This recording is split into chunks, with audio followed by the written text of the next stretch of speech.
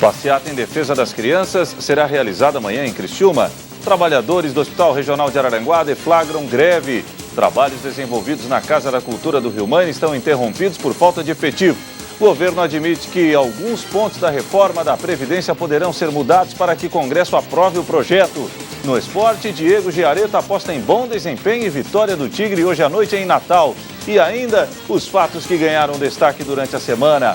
As notícias de Criciúma e do sul de Santa Catarina você confere a partir de agora. No ar pela TV Primavera, Informe Região.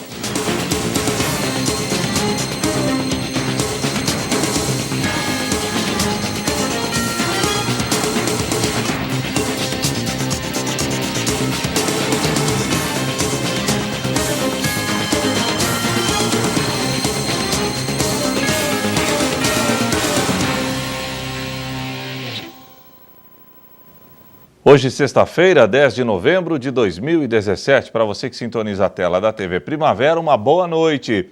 Será realizada amanhã em Criciúma uma passeata em defesa das crianças da região. A repórter Morgana Salvador nos traz mais informações. E vai ser nesse sábado uma caminhada em defesa das crianças. Eu estou aqui com a Andréa, que é uma das organizadoras, e vai nos trazer mais detalhes sobre esse evento. Primeiramente, Andréa, o principal objetivo desse evento, dessa caminhada, né? Certo. O principal objetivo desse evento é justamente a defesa das nossas crianças, consequentemente das famílias. Mas nós estamos indo às ruas para reivindicar os direitos das crianças, para que seja realmente cumprida a lei. Especificamente, nós estamos chamando a atenção para a nossa região de Criciúma, né? Mas para que seja cumprida a lei que se refere às crianças, os direitos que as crianças têm. Qual vai ser o percurso realizado durante essa caminhada, né? Nós vamos fazer uma concentração no Parque das Nações, aqui em Criciúma. Essa concentração vai começar às 9 horas da manhã e logo em seguida, perto das 10 horas, nós vamos começar uma caminhada pela Avenida Centenário, depois pegando a Rua Rui Barbosa, e nós vamos acabar lá na Praça Nereu Ramos, no centro de Criciúma, onde vai ser feito um breve encerramento, coisa de alguns poucos minutos, com alguns líderes religiosos aqui da nossa região, e fazendo um desfecho para esse movimento. E falando desses líderes religiosos, muitos se perguntam, quando começou a ser advogada essa caminhada, se é um ato religioso, se é de uma religião específica. Eu gostaria que tu esclarecesse. Essa é uma questão importante, realmente a gente tem recebido essas perguntas. Na realidade, esse movimento iniciou com pessoas, um grupo de pessoas dentro da comunidade evangélica luterana renovada, né? Somos de fato cristãos, esse grupo que está organizando, mas nós não estamos divulgando como um evento religioso e muito menos da nossa igreja, porque nós gostaríamos que todos participassem. Apesar de sermos cristãos e de fato temos essa causa no nosso coração, mas mais do que isso é uma questão de lei, de legalidade no Brasil, no nosso país. Então nós estamos convidando todas as pessoas que protestantes, católicos, de outras crenças, ateus, se for o caso, não tem problema. O importante é que o objetivo, que a preocupação seja a mesma, a questão das crianças mesmo, a defesa das crianças. E falando nessa defesa, né, exatamente, tem algum ponto que vocês acabam abordando para fazer com que vocês se motivassem mesmo a ter que realizar uma caminhada para marcar essa defesa à criança? Acredito que todos têm acompanhado tudo que vem acontecendo nos últimos tempos, né? Esses eventos, essas situações que aconteceram nos museus, usando o termo arte e tudo mais para justificar tudo aquilo. Esse foi, vamos colocar, a gota d'água, né? Mas na realidade várias coisas vêm acontecendo há muito tempo. O que nós estamos enfatizando para a sociedade, para as autoridades, é que as nossas crianças, elas têm que ser preservadas de alguns tipos de conteúdos. São conteúdos impróprios para a idade deles. É isso que nós estamos indo às ruas para falar. E também a questão da erotização precoce, que é uma coisa muito importante, um fato muito importante, né? E digo aqui também, assim, que nós não estamos falando só da questão sexual. Sim, a questão sexual, ela é importante, tem sido um assunto muito importante, as crianças têm sido muito expostas a isso, né? Mas é a questão de como elas são expostas, essa que é a questão, né? Por exemplo, a educação sexual, ela tem que acontecer, as crianças têm que aprender sobre os órgãos genitais, assim por diante, mas tem que ser da forma adequada para a idade correta. E isso não está acontecendo, isso não está sendo respeitado. Eu gosto de usar um outro exemplo também. Por exemplo, hoje um assunto em alta também é o colapso climático. Nós estamos falando muito sobre isso. Como é que você vai chegar numa criança de 5, 6 anos de idade e dizer, olha, o mundo vai acabar? que a natureza está acabando, o oxigênio, tudo mais, o ar, a água, e o mundo vai acabar. Uma criança não tem condições de lidar com uma informação dessa, ela entra num estresse emocional. Então, assim, nós não chegamos e falamos para uma criança, olha, o mundo vai acabar, nós vamos explicar para ela que nós temos que cuidar da natureza, que nós temos que cuidar do ar, da água e assim por diante. São coisas que a gente vai observando, respeitando a idade delas para passar as informações. Da mesma forma, no âmbito da questão sexual e outros assuntos também. Mas o que nós estamos falando nas ruas é que o conteúdo passado para as crianças está sendo impróprio, e também a questão da erotização precoce, que eu acho que são as duas questões mais importantes que nós estamos salientando. Muito obrigada, Andréa, pelas informações. Tá, então, quem tem interesse em participar, 9 horas no Parque das Nações, amanhã vai ser feita a concentração para então seguir a caminhada até a Praça Nereu Ramos. Morgana Salvador para o Informe Região. Trabalhadores do Hospital Regional de Araranguá acabaram deflagrando estado de greve. A situação no maior hospital do Vale expõe uma triste realidade da saúde pública catarinense. Os profissionais do Hospital Regional de Araranguá estão prestes a entrar em greve, já que o 5º dia útil já passou e até o momento os trabalhadores não têm o salário na conta. Infelizmente, mais uma vez, o Hospital Regional de Araranguá, a SPDM, aquela Associação Paulista para o Desenvolvimento da Medicina, não fez o pagamento da folha do salário dos trabalhadores, que deveria ser no dia 7, que é o 5º dia útil desse mês. Então, foram feitas no dia 8 uma assembleia às 19 horas. Ontem foi feita às 7, às 13 e às 19 novamente, para que abrangesse todos os trabalhadores, porque aquilo é um serviço essencial, é 24 horas, então há trocas de turno. Todos participaram e foi decidido unanimemente por greve a partir de domingo. Por que a partir de domingo? Porque o atraso teve que ocorrer para a gente poder fazer a assembleia, deflagrar a greve e iniciar a greve 72 horas depois. A empresa já foi comunicada, essas 72 horas elas acabam às 6h59 da manhã de domingo e às 7 horas inicia-se a greve. Ficou definido também já nessa assembleia que, caso no mês que vem o pagamento não saia no 5º dia útil, os trabalhadores já estão paralisando no 6º dia. Não vamos fazer mais assembleias, já está amarrado essa situação. Aproximadamente são 600 profissionais ligados à instituição hospitalar e ao longo do ano, por diversas vezes, os salários dos trabalhadores sofreram atrasos. Faziam 5 meses que a SPDM não atrasa o salário lá. Então nós ficamos até atônitos, ficamos surpresos em relação a isso. Teve um dos meses lá que chegou até a entrar no 3º dia útil. Os trabalhadores, então ficou aquela coisa, agora está tudo certo, está tendo repasse e tal, então não houve a necessidade de a gente estar fazendo assembleia, de a gente estar deixando as coisas amarradas para que se não houvesse pagamento. Para nós estava tudo tranquilo, mas infelizmente agora, nesse mês, houve o atraso. Logo em seguida, no dia 8, a gente já fez a primeira assembleia, no dia 9, o restante das assembleias, como eu já expliquei anteriormente. Então, a gente deflagrou por greve, já estamos em estado de greve, deflagramos por greve a partir de domingo, e aí é por tempo indeterminado, até que o pagamento saia na conta dos trabalhadores. Segundo o presidente do Sindsaúde, a direção afirma que não realizou o pagamento devido ao atraso no repasse do governo do estado. O que eles nos dizem é o seguinte, que já já passaram o recibo para o Estado, porque funciona dessa forma no contrato com eles, eles passam um recibo mensal do valor que o Estado tem que repassar para eles. Quando acontece essa ação de a SPDM está passando o recibo para o Estado, há um trâmite de 24 horas já está na conta dos trabalhadores, 24, 48 horas. Só que dessa vez isso não aconteceu. Então, assim, nós desconfiamos de alguma coisa, ou o governo do estado não tem o dinheiro, ou a SPDM está aí com alguma inverdade. Nós não sabemos, eles não dizem o porquê que o dinheiro não está na conta, mas até ontem, final da tarde, a informação que nós tínhamos é de que o valor da folha do pagamento dos trabalhadores não estava nem na conta da SPDM. A Associação Paulista para o Desenvolvimento da Medicina, a SPDM, optou por não se manifestar. A seguir, trabalhos desenvolvidos na Casa da Cultura do Rio Mani estão interrompidos por falta de efetivo.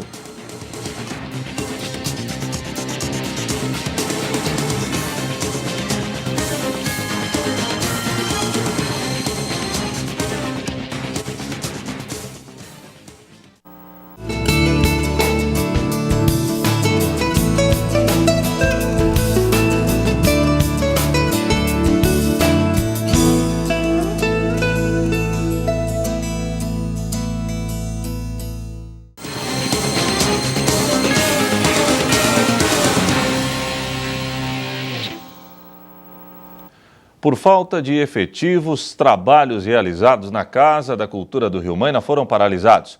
Hoje, o presidente da Fundação Cultural da cidade conversou com a nossa equipe de reportagem e falou mais sobre o tema. A Casa da Cultura da região do Rio-Maina teve que fechar as portas devido a alguns motivos, entre eles a mudança do espaço, que a Fundação Cultural já está se instalando em outro local. Há mais ou menos um mês atrás, nós tomamos essa decisão de encerrarmos as portas ali daquele espaço, até porque a intendência nós estávamos já com o propósito de subirmos, né, na rua principal, na Avenida dos Imigrantes, que é o antigo Sindicato dos Mineiros, que a gente vai se instalar lá. Só que nesse primeiro momento a gente viu por bem sair, fechar a casa, porque nós não tínhamos uma pessoa, nós estávamos com um estagiário, só um turno. E como não temos 2 turnos e temos 100 e poucas crianças lá, a gente viu por bem fecharmos e reabrirmos no próximo ano na parte de cima, lá na Avenida dos Imigrantes. A previsão de abertura do espaço é somente para o ano que vem, trazendo todas as atividades e oficinas que acontecem na Casa da Cultura. A gente simplesmente parou as atividades por falta de pessoas competentes que poderiam. A gente tem, no mundo de hoje é muito complicado, a gente tem que ter pessoas de responsabilidade para que ela esteja administrando uma casa de cultura. Como essa pessoa que estava lá saiu, né, por motivo de viagem, a gente encerrou essas atividades agora, e até peço para que os pais, né, dos alunos tenham um pouco de paciência. Nós somos muito adeptos à reabertura de mais casas de cultura, desde que a gente tenha uma estrutura certa. E essa nova estrutura, ela estará bem preparada para que as pessoas, de livre acesso, né, porque ela vai estar na avenida, onde as pessoas todas passam, mas que tenha um pouquinho de paciência, que nós com certeza abriremos já, provavelmente, em abril do próximo ano. Nós temos oficinas aqui e nós estamos com oficinas lá, mas as oficinas estavam com pessoas, com voluntários que se propuseram a fazer um trabalho sozinhos, né? Mas no aspecto legal isso não fica bom para nós, então a gente, por isso que resolveu fechar, mas são todos parceiros nossos, são pessoas que provavelmente abrindo o edital eles serão contemplados, então sem problema nenhum. Então vocês fiquem bem despreocupados que nós estaremos voltando, até porque tínhamos ali como uma grande defensora a Solange Scott, que é a nossa ex-diretora de cultura, que é uma pessoa fantástica, que trabalhou o tempo inteiro conosco, desde o início, no segundo mês que eu estava na Fundação Cultural, e lutamos muito para isso. Então nós não vamos jamais deixar a Casa de Cultura do Rio-Maina morrer. O relator da reforma da Previdência na Câmara, o deputado Arthur Maia, do PPS da Bahia, afirmou que o novo texto da proposta não vai mais prever o aumento do tempo mínimo de contribuição para 25 anos. Esse e outros pontos da proposta que podem ser alterados para viabilizar a votação foram discutidos pelo presidente Michel Temer e pelos deputados em um café da manhã. O desafio do governo continua sendo o de reorganizar a base aliada. Isso acaba trazendo uma outra reforma à tona, a reforma ministerial, que pode estar mais perto do que o previsto. A quinta-feira começou com mais um encontro entre o presidente Michel Temer e líderes de partidos aliados. Um café da manhã convocado por Rodrigo Maia na residência oficial da Câmara dos Deputados, que também contou com a presença do ministro da Fazenda, Henrique Meirelles. Tem sido assim, dias de agenda cheia para tentar salvar o que ainda restou da reforma da Previdência. O martelo foi batido. Será mesmo uma reforma enxuta. O que deve ser mantido é a idade mínima de 65 anos para homens e 62 para que as mulheres se aposentem. O governo também cedeu e aceitou manter em 15 anos o tempo mínimo de contribuição para que o trabalhador tenha direito a entrar com o pedido de aposentadoria. O texto da reforma, aprovado pela Comissão Especial da Câmara em maio, aumentava o pedágio para 25 anos. Mas a equipe econômica está contrariada. Além da fixação de uma idade mínima, quer manter na proposta outros pontos, como uma regra de transição, a equiparação entre trabalhadores trabalhadores do setor privado e do serviço público, a mudança na regra de cálculos de benefícios e pensões e a criação de um fundo de previdência complementar nos estados. A alegação é que desidratar demais a reforma reduzirá pela metade a economia que havia sido prevista. Com o texto original, a estimativa era de uma economia em torno de 700 bilhões de reais em 10 anos. Agora deve cair para 350 bilhões, o que já ajudaria a reduzir um pouco o rombo da Previdência, que entre janeiro e setembro deste ano ficou em 141 bilhões de reais, 21% maior que no mesmo período do ano passado, e não para de crescer. Deve chegar a 185 bilhões e 700 milhões de reais no fim do ano. Meirelles disse que o governo deve apoiar a aprovação no Congresso de uma proposta de reforma da Previdência que mantenha cerca de 50% do texto original. O orçamento da Previdência vai crescendo cada vez mais, vai chegar a ocupar 80% do total do orçamento, né? Do orçamento total. O que significa?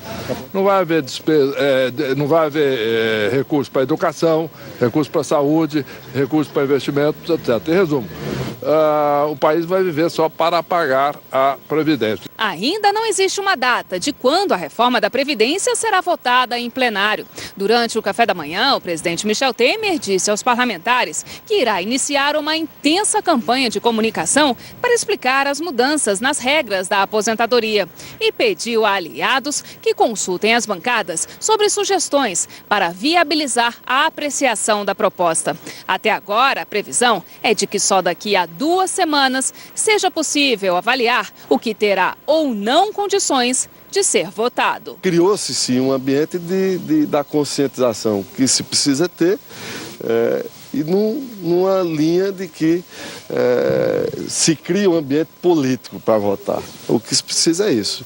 E eu acho que isso, na minha opinião, o parlamentar vota movido pela sua base parlamentar.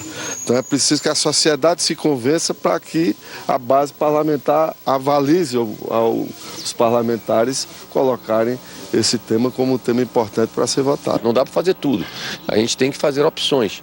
E essas opções têm como critério sempre a preservação do direito de quem tem menos e o fim dos privilégios. Mas Temer admitiu que outra reforma vai ter que ser feita daqui 5 ou 10 anos. O desafio do governo continua sendo o de reorganizar a base aliada. Depois da reunião de hoje, Rodrigo Maia disse que sem uma reforma ministerial não há chance de aprovar as mudanças na aposentadoria. Com isso, a reforma nos ministérios, que estava prevista para acontecer em janeiro, deve ser antecipada. O Centrão reivindica o mesmo tratamento dado ao PSDB, que tem hoje 4 ministérios, mas que deu apenas a metade dos votos que tem na Câmara para ajudar o presidente nas 2 votações da denúncia contra Michel Temer. O Planalto começa a fazer as contas, mas ainda é cedo para saber quantos votos teria a favor da reforma. O que se sabe é que, independente do argumento dado pelo governo, a oposição votará contra qualquer mudança nas regras da aposentadoria.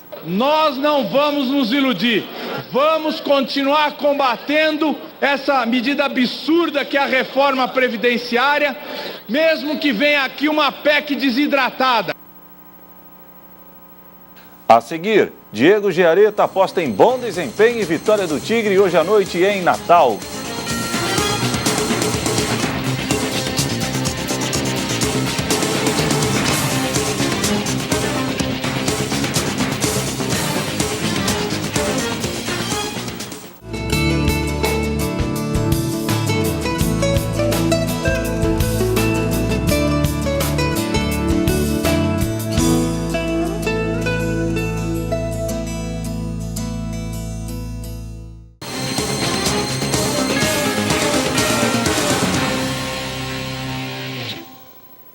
Hoje à noite, o Tigre vai encarar o ABC em Natal. O time do Rio Grande do Norte está praticamente rebaixado para a Série C. Apesar da crise enfrentada pelo adversário, o tricolor deve encontrar dificuldades no embate. Pelo menos é o que pensa o polivalente Diego Giaretta. Hoje, o tricolor encara o ABC em Natal. Porém, o jogo na última terça-feira ainda continua na memória dos torcedores e principalmente dos jogadores do Tigre. Afinal, o triunfo sobre o Boa Esporte de Varginha garantiu matematicamente o Carvoeiro na Série B do ano que vem. Primeiramente, eu acho que é alívio, né? Dever cumprido. era o primeiro objetivo nosso, né? Antes da gente pensar em classificação ou né, um topo, algo assim, ficar entre os 4, não podia nunca se esquecer também que tinha, né, o Z4, né? Então, graças a Deus, essa vitória aí foi extremamente importante para a gente trabalhar mais com tranquilidade, né? Porque se nós não vencêssemos ontem ou, Deus me livre, perdêssemos, a pressão que a gente estaria agora aí para viajar seria terrível, né? E graças a Deus deu tudo certo, né? Fizemos o dever de casa na hora certa também, então agora é somar os pontos que restam aí pra gente fazer um resto de campeonato bom. Evidentemente que o torcedor do Criciúma queria o acesso, porém com os tropeços dentro de casa, o sonho de retornar à Série A ficou inviável. Restou garantir a permanência na Série B, o que acabou demorando um pouquinho. Convenhamos, né? Demorou, né? A gente ficou um tempo escasso aí, 4 jogos, né? 5 jogos sem vitórias, né? 4 derrotas, infelizmente não era o que a gente contava, mas foram jogos também decisivos, né? A gente teve a chance de ganhar do Paraná lá, tudo começou contra o Paraná, né? Foi um jogão lá que se aquela minha bola tivesse entrado lá, que pegou na trave no primeiro tempo ainda, 2-0, talvez a história do jogo seria outra e a gente estaria numa outra situação, mas é futebol. E daí então, infelizmente, perdemos em casa pro Vila e aí pro Paysandu também, mas tudo jogo difícil, né? Gente que está querendo escapar do rebaixamento, outros que estão brigando lá em cima, né? Então esse momento do campeonato agora é muito crucial para os dois extremos, né? Mas graças a Deus somamos os pontos necessários, agora é tranquilidade para a gente somar mais pontos ainda, se Deus quiser, e encerrar da melhor forma. Giaretta encerra seu vínculo com o tricolor no final do ano. E como ainda não houve um acerto para a permanência, só existe um jeito do jogador completar 100 jogos com a camisa do Criciúma: jogar todas as partidas até o final da Série B. Para isso, nenhum cartão amarelo poderá ser tomado, já que o zagueiro, agora improvisado lateral, está pendurado. O que eu tinha para queimar, assim, poderia dizer, seria esse jogo importante, né? Principalmente quando estava 1-0 para nós ali mesmo. A gente sabe como é que é, né? No segundo tempo, provavelmente eles iam vir, já vieram desde o começo do jogo, já para cima. E no segundo tempo também aquele jogo delicado, que você sabe que eles vão se atirar, troca volante por meia, né, põe mais um atacante. Aí eu sabia que ali ia ser crucial, né? Se eu tivesse que tomar ali, teria que abandonar ali o objetivo pessoal e garantir o profissional, né, do elenco, né? O jogador, um dos líderes do grupo, fez alguns gols importantes e até saiu de sua posição natural de zagueiro para suprir uma necessidade do time que não tinha lateral esquerdo. Giaretta não se arrepende de nada. Aos poucos eu fui me adaptando, né? Aí antes era só marcar, aí eu fui marcar e saindo mais um pouquinho pro jogo, aí teve jogo que praticamente só atacava, né? Então eu fui me adaptando, mas eu já fiz isso antes, né? Claro que muda muito, né? O empenho tem que ser bem maior do que você jogar propriamente de zagueiro, né? Praticamente de zagueiro você sempre tá na zona de conforto ali, né? Você dá piques curtos, sai numa marcação, numa cobertura e outra, é mais contato físico, né? Agora já do lateral não, né? Você tem que dar a opção de para os seus amigos quando estão no ataque, né? Não pode deixar o time ficar penso só pro lado direito, né? Então, claro que exige muito mais, né? Eu preferi isso, graças a Deus deu certo, creio que eu fiz um bom trabalho, cumpri o objetivo, né? E fico muito contente por isso. E para fechar o Informe Região desta sexta-feira, vamos conferir as notícias que ganharam destaque durante a semana no sul de Santa Catarina. Segunda-feira, trabalhadores de construtora da região são pagos com cheque sem fundos. Situação gerou medo e incertezas por parte dos profissionais. A gente está recebendo cheque e esse cheque não está compensando na conta. Ele vem aplicando, deu mais de 30 cheques. E tudo cheque no valor alto, já viemos sexta-feira, não entrou na conta, hoje é segunda-feira de novo. Fundação do Meio Ambiente de Criciúma autoriza a retirada de árvores nas imediações do Paço Municipal Marcos Rovares. Moradores da região não aprovaram a ação e a presidente da Fancrice justificou. Os eucaliptos foram autorizados e o corte desses eucaliptos já foi iniciado. O eucalipto é uma árvore exótica, ela é nativa da Austrália. Aqui no Brasil, ele é conhecido como árvore que empobrece o solo. Os pássaros não fazem ninho no eucalipto. Eles sugam toda a água e energia das outras árvores que estão ao redor. Então, por isso, o eucalipto ele não é protegido. Terça-feira, vereador de Criciúma contesta a informação do executivo que a assegura ter pago mais de 80 milhões de reais em dívidas herdadas do governo anterior. São muitos dados, são números, né? A frieza dos números, elas não podem ser contestadas. O que nós podemos discutir é por que esses números estão dessa maneira e a gestão desses dinheiros. Então isso está em aberto para cada telespectador fazer o julgamento. O Observatório Social de Criciúma apresenta relatório de medicamentos distribuídos no município. Números impressionam. Em 2014, nós foram consumidos 2.740.000 comprimidos de omeprazol. Nós fizemos esse trabalho já em 2015 e chamamos a atenção da Secretaria, da população, da parte médica, e houve uma redução. Quarta-feira, Fundo de Garantia por Tempo de Serviço, FGTS, é liberado para moradores de algumas localidades de Siderópolis. Cidade foi atingida por forte vendaval em junho deste ano. As famílias que são beneficiadas são as que residem nas localidades atingidas pela ocorrência, que se restringe à comunidade de São Pedro, Linha Alexandre da Boite e Jordão Baixo, Médio e Alto. No quadro Informe no Bairro, morador da Zona Sul de Balneário Rincão pede providência à Prefeitura para a retirada de areia, que com o vento invadiu rua da localidade. Como já faz 2 anos que não vieram mais nenhuma vez limpar, cada vez que vai vindo a gente vem um dia, no outro dia está diferente, já está tomando conta. Isso é natural. Tigre volta a vencer. Com um triunfo por 2-0 em cima do Boa Esporte de Varginha, Tricolor garantiu de vez permanência na Série B do ano que vem. O importante hoje, ao meu ver, foi voltar às vitórias, buscar esses 3 pontos, a gente somar esses 3 pontos que eram o mais importante de tudo. Quinta-feira, Comando do Corpo de Bombeiros intensifica treinamentos de guardas-vidas que garantirão a segurança dos veranistas do Sul Catarinense na temporada 2017-2018. O treinamento ele se divide em parte teórica e prática, né? Sendo que as partes teóricas são ministradas no quartel da Içara e ontem, foi dado início na parte prática. Falta de repasse de verbas por parte do governo do estado fecha parcialmente Centro 24 Horas de Saúde de Forquilinha.